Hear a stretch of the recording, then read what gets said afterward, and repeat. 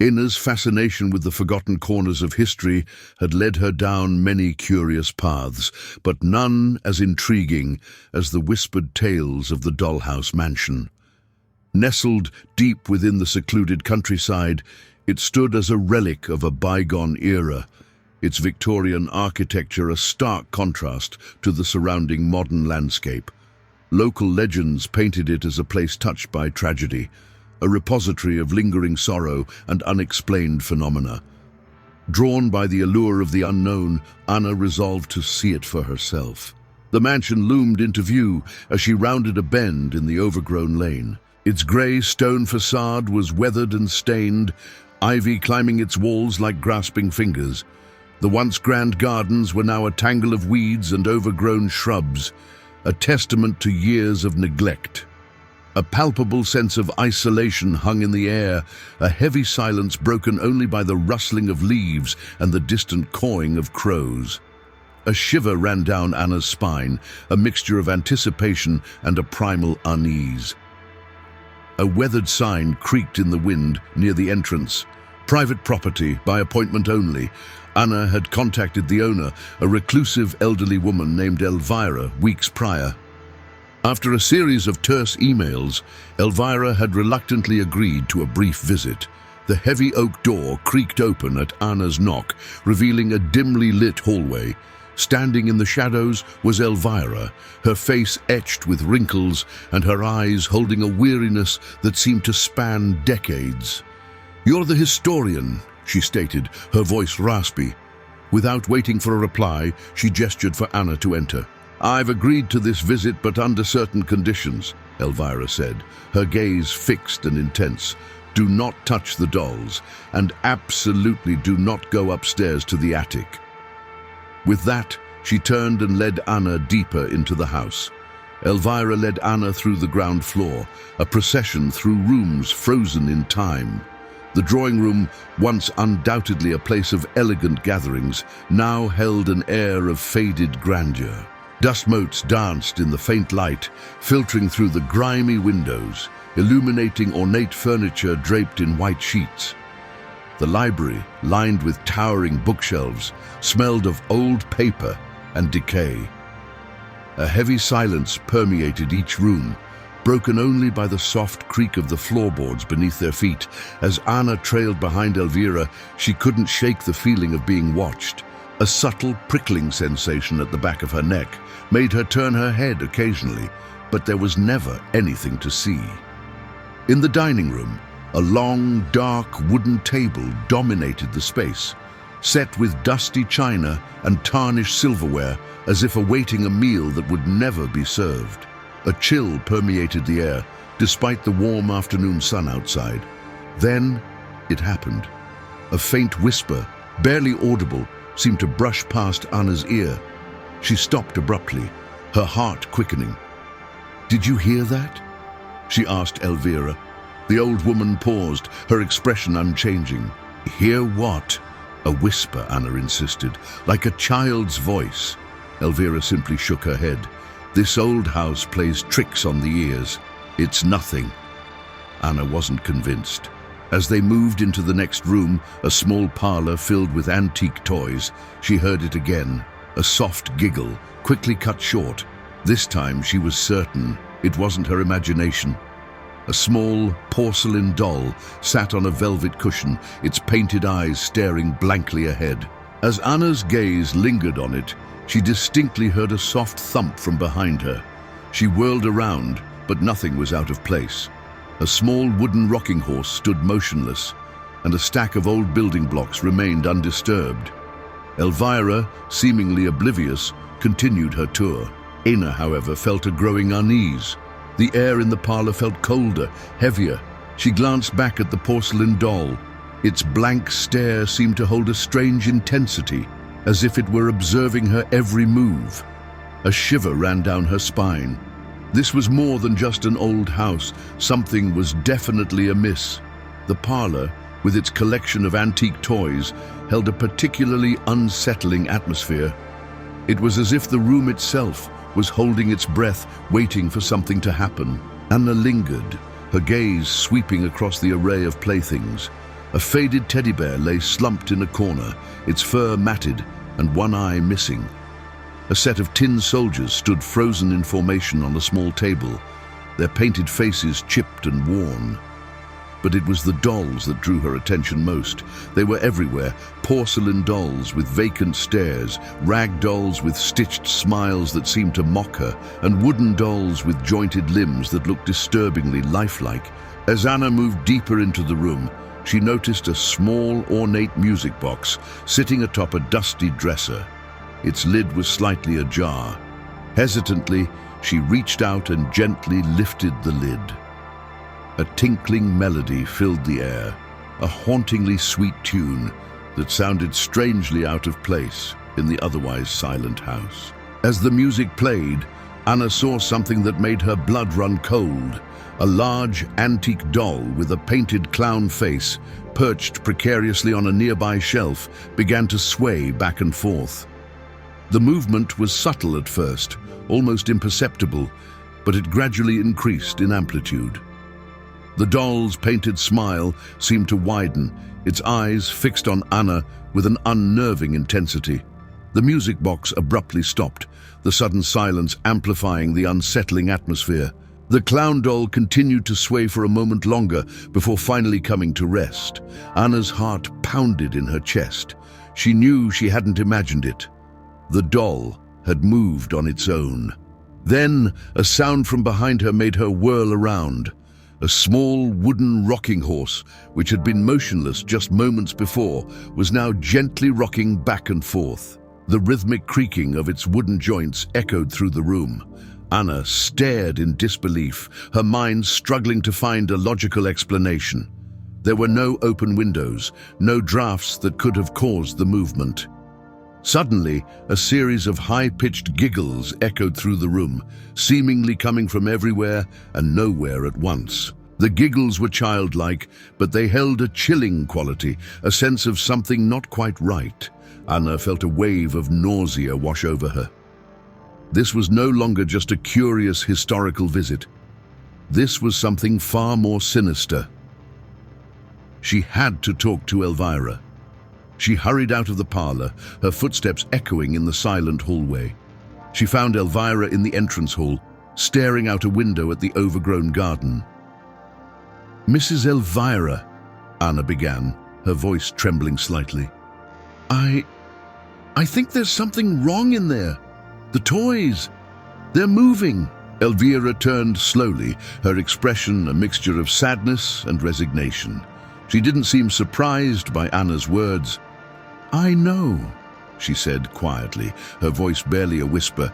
Anna stared at her, taken aback. "You know? But why didn't you say anything?" Elvira sighed, a deep, weary sound that seemed to carry the weight of years. "It's a long story," she said, gesturing towards a nearby sitting room. "Come, sit down." They settled into two worn armchairs, the silence hanging heavy between them for a moment. Finally, Elvira began to speak, her voice low and melancholic. "This house," she began, "has been in my family for generations. It was built in the late 1800s by my great-grandfather, a wealthy industrialist. He and his wife had many children, a large, boisterous family that filled these rooms with laughter and joy." A shadow passed over Elvira's face, and her voice dropped to a near whisper. But tragedy struck. A terrible illness swept through the house, taking the lives of all the children one by one. It was a devastating blow to my great-grandparents. They were never the same. Anna listened intently, her heart aching for the family's loss. "What kind of illness was it?" she asked. Elvira shook her head. "No one knows for sure. Some said it was diphtheria, others whispered of something more sinister. Whatever it was, it took them all." The house fell silent, the laughter replaced by an unbearable grief. She paused, her gaze drifting towards the window. My great-grandparents, in their despair, couldn't bear to part with their children's belongings. They left everything as it was, as if they were still here. The toys, the clothes, the dolls, everything remained untouched. And the spirits, they stayed too, Anna asked, her voice barely above a whisper. Elvira nodded slowly. It is said that the children's spirits became attached to their most beloved possessions, their dolls. They are trapped here, reliving their last moments, forever playing their somber games. But why haven't you done anything? Anna asked, her brow furrowed. Why haven't you tried to help them? Elvira looked at her with a deep sadness in her eyes. I have tried, she said softly. Many times, but nothing works. They are bound to this place, to their toys, to their grief. It is a burden I have carried for many years. She then added, almost as an afterthought, the attic, that was their nursery. That is where the activity is strongest. I implore you, do not go up there. Despite Elvira's stern warning, a powerful curiosity gnawed at Anna. The attic, the former nursery, the epicenter of the mansion's haunting, it was a place she felt compelled to see. After Elvira retreated to her own quarters, pleading exhaustion, Anna found herself drawn to the staircase leading upwards. The steps were narrow and creaked ominously under her weight, the air growing colder with each step she took. Dust motes danced in the faint light, filtering through a grimy window at the top of the landing, illuminating the path ahead. The attic door was a heavy, dark wood, its surface scarred and scratched. A rusty latch held it closed. With a deep breath, Anna lifted the latch and pushed the door open. The air inside was thick with dust and the smell of decay, a musty odor that clung to the back of her throat. The room was dimly lit by a single small window at the far end, casting long, distorted shadows across the cluttered space. The attic was a repository of forgotten memories, a chaotic jumble of discarded furniture, dusty trunks, and forgotten toys. A rocking horse, larger than the one downstairs, stood silently in a corner, its paint chipped and faded. A collection of antique dolls lay scattered across a small table, their porcelain faces staring blankly upwards.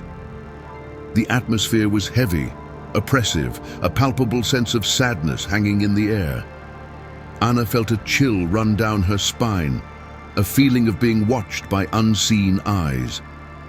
As she ventured further into the room, she noticed a small, leather-bound photo album lying open on a dusty trunk. Carefully, she picked it up and brushed off the dust. The album contained faded photographs of a family, presumably the original inhabitants of the mansion. There were pictures of a stern-looking man and a gentle-faced woman, surrounded by a group of smiling children. Anna recognized some of the children from the dolls scattered around the attic. They were younger in the photos, full of life and laughter, a stark contrast to the eerie stillness that now pervaded the room. One photograph in particular caught her eye.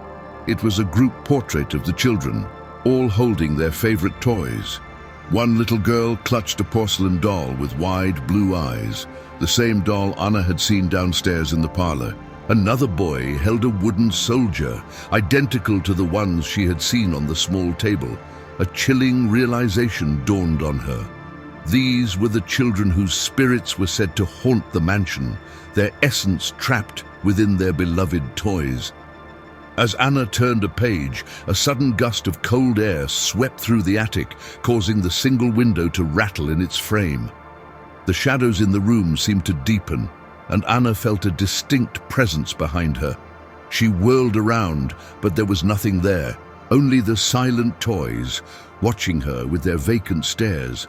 The gust of cold air had left a lingering chill in the attic, a palpable sense of unease that settled deep in Anna's bones.